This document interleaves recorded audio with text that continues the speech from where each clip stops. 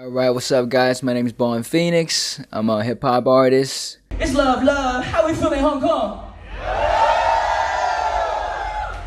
My name is Bohan. I was born in Hubei. I first moved to the States, I was in Boston with my mom, actually. And then it wasn't until after high school I moved to New York. So for like the first 6 years I was in Boston. And then after that I was in New York for 8 years. So much to gain, I got nothing to lose. Don't get it twisted and lay out of death, but I do this for me, I got nothing for you. Still with a homie. One of the ways I was learning English was watching television. To me at the time, like a kid in the States, I didn't really have any friends. I didn't really fit in. I thought hip hop was gonna help me make friends. And yeah, slowly I started writing. And in high school, I joined a gospel choir. And that was my first time performing on stage. And my choir director was like, yeah, you're not that good of a singer, but you know, I heard you rap, so maybe we can get you rapping. And that's my first time really rapping on stage. In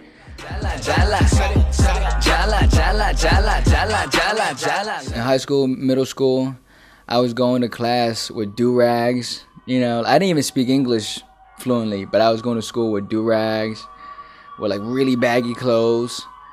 And my mom was like, okay, well, this is just a phase. It's gonna pass. You know, everybody has this phase, you know, it's gonna pass.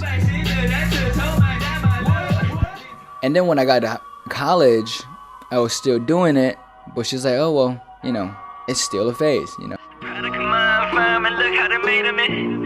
I got some gold on my teeth to pay for that gold on my jewelry. But after college, I didn't get a job. And I went to NYU, you know, and it's a good school, and you know, and she was like, are you gonna get a job? I said, no, I think I'm gonna do music. I'm just a product of my environment. Look at him, look at him. Hey, I'm just a product of my environment. Look at him, look at him. Her best way of supporting me, honestly, was never telling me to stop. She never said like, oh yeah, I support you. You should, you know, you should do this rap thing. But her biggest support was not telling me to stop. At the time that I called my mama crying because she couldn't pay rent. Yeah. Before that, cause in due time, I'm finna pull up in that new Benz. Tryna wipe. The 8 years in New York, it really wasn't anything except my drive and my personal desire to just keep going, because I wasn't making any money in New York. The 8 years in New York, I probably made less than $5,000 in terms of rapping. You know, like you said, the competition is so heavy. But to me, it was never about, for me, like making music was never like, oh man, if I don't get famous or if I don't make money, I'm just gonna stop. Because that's not why I started in the first place. You know, I started making music because I really like it. And so I never stopped, I never stopped even though it was hard. Everything to me, it was just waking up and being very grateful that I can do what it is that I love to do, you know. And eventually that took me to a place where I could make money.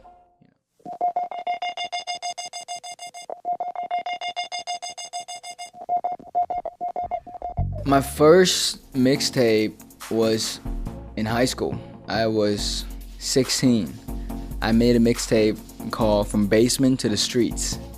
It was 20 songs, and I made hard copies on my laptop, 150 copies, and I sold it in my high school. I sold 150 copies in my high school. My freshman year of college, I put out 2 mixtapes, 42 songs. You know, sophomore year, another mixtape. Junior year, another mixtape, this time with Jin on it, MC Jin. It started with the rhyme book in the 6th grade.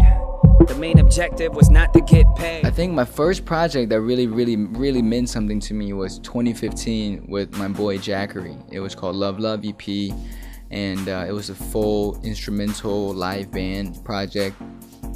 After that, 2016 is when I made Foreign EP with Howie Lee, one of the best producers in Asia.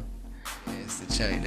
Yeah, I'm a family foreign, I could take you overseas. I try to wind that love, here I got what you. He is a very forward-thinking dude in terms of what types of music he wants to create. At the time, I was rapping in English with a little bit of Chinese and he found my music and was really interested, and I heard his beats and I was very interested. I was like, wow, I've never heard rap beats with all these Chinese instruments in it, and that shit sounded hot. Put it on me, shit, jala, jala, jala, jala, jala, jala, shut it, jala, jala, jala, jala, jala, jala. 2017 was Jala EP. That was me playing with my identity, the East and West duality thing. And yeah, and this year, Overseas EP was more of a long body EP, 7 songs, where I just talked about kind of my story. Cause I was born overseas, then my mama took me overseas. I made a home overseas. Now that I'm back, you remember me. So 88 in Chinese is Baba, and it's a very good luck number in Chinese, 8, because it rhymes with rich and wealth.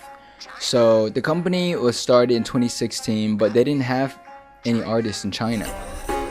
Sounds like they're just saying ching chang chong. My chance new go watch made in China. We play ping pong ball made. And I was on tour with Vice in China, and I had met these kids named Higher Brothers, and they just started doing trap music. And when I met them, they had like the dreads. I was like, damn, I never seen like Chinese rappers or Chinese people, period.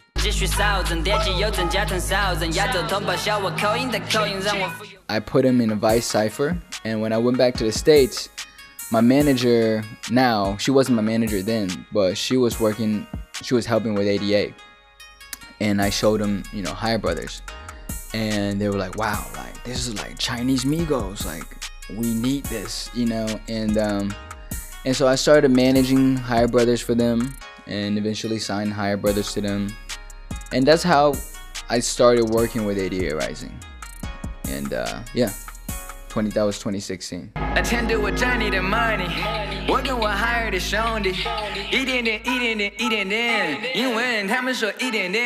When I met them, they never been to the States. They've never left China when I met them. And they've only seen it through the gaze of the internet. And, eventually, you know, their partnership with 88 Rising brought them to the States. They're really good peoples, and even though our style is different, we still made a few songs, just because we're friends and we're all from Chengdu.